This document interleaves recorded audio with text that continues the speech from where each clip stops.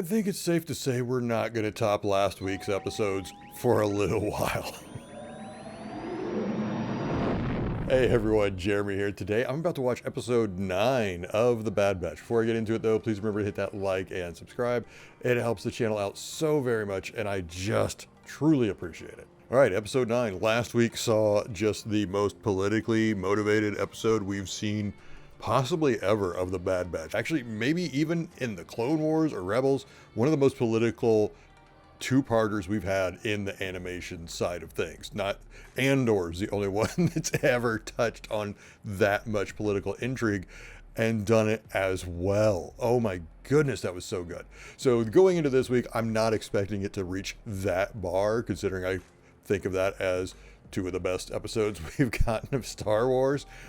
So I'm going to temper my expectations, but at any rate, I'm looking forward to it. I can't wait to see what's happening now. We don't have Echo anymore, so how is that going to change the dynamic? I don't know, but let's find out. Okay, with a title like that, I immediately thought of The Last of Us. And the guitar doesn't help. The mineral is highly combustible, like a primed thermal detonator.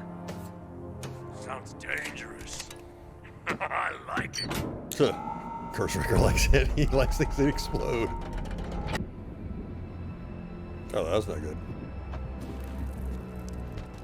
Hunters. You'll mind the Ipsy. Awareness. Omega, Freaking you're on lookout. Keep your eyes peeled and call us if you see anyone. Without Echo, you don't have as many people to sit with Omega when you need it. Even the slightest friction around it can cause a destructive chain reaction. Then, what do you suggest? Don't extract it.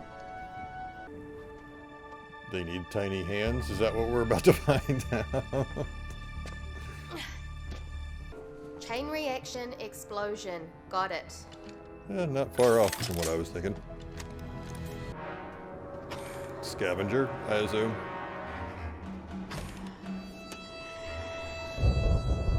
Yeah, it's gonna be a kid. Just you tell by the height.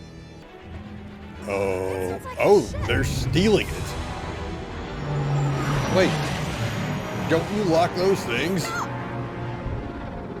During our approach, I scanned a spaceport approximately 40 clicks south of here. Perhaps we can acquire transport there. Since we do not have access to long-range communications without our ship, it is our only option. Wow. That's just how truly effed you are if you lose a ship in a place like this. Not like you're part of the Rebellion or Empire and they know where you were. Sid's not going to come looking for a long time, if ever. Oh! I thought it was going to be the storm. No. Animals running from the storm. And now the storm catches them. Well, that would certainly explain the stampede. There's another mine! 30 meters ahead! I was actually thinking earlier, why didn't they just stay in the mine? You know? Just wait out the storm, then go find a ship in the settlement. But if they did that, then we wouldn't have all this action. Where's the MCM?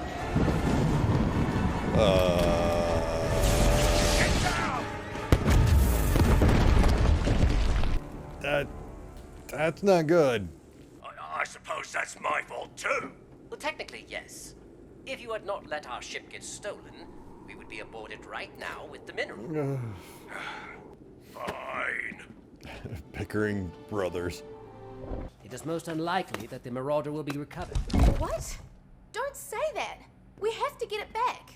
The Marauder's our home. We already lost Echo. We can't lose that too. Omega, we didn't lose Echo. He's not with us. We're supposed to be a squad. This squad existed before Echo was a part of it, and it will exist after. She's not talking about a ship, and she's not just talking about a I member of the want squad. to be alone. She's talking about her home and her family. I merely stated the truth. I might as well steal some from whoever's mine this is. They aren't using it. I figured that was gonna happen. That's not the only mistake you need to fix. Yeah. Go check on the kid. But she said she wanted to be alone. I'm busy. I can see that. Are you aware that you are surrounded by enough Ipsium could take down this entire cavern? Then you better not distract me. So mad at him. How are you gonna transport those, though? It's like nitroglycerin. Omega!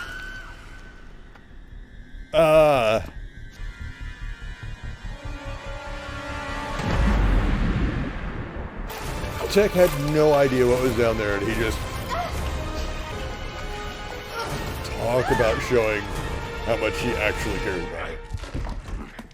Omega, do you copy? Affirmative. We took an unforeseen detour, but You we think? are alive. Hunter, we found an alternate way out, but you will need to retrieve our gear. And go for a swim. You gotta be kidding me. Hang tight. We're on our way. I hate this planet. We will be out of this cavern in short order once they arrive with the mineral. Echo left. Why doesn't that bother you? It does. We're a family, aren't we? Well, yes. Yes, of course we are. Then why don't you act like it? I may process moments and thoughts differently, but it does not mean that I feel any less than you.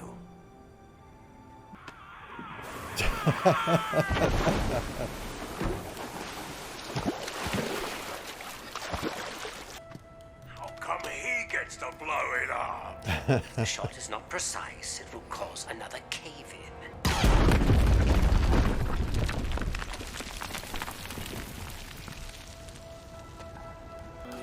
On the bright side, yeah, storm's passed.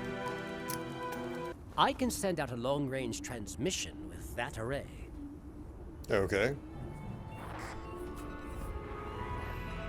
All right. Give me a few days and I'll see what I can do. We don't have enough rations to last a few. Wow. What do we do now? Wow. They are really setting up Sid to be the bad guy. Did not expect that to be a two-parter. But it was really good. It was really good. I really enjoyed this episode. I'm really happy they are actually touching on the whole Echo situation, how it's affecting Omega. And that's something I figured going into this, that was going to carry over with her especially. The others may not feel it as much as she does, but Omega's always going to feel that sense of loss. This is her family. This is the closest of family she's ever had. And being a child, that is going to impact you in a very different way than it would if you were an adult. Like, Tech is processing it his own way. I like that we heard him say that.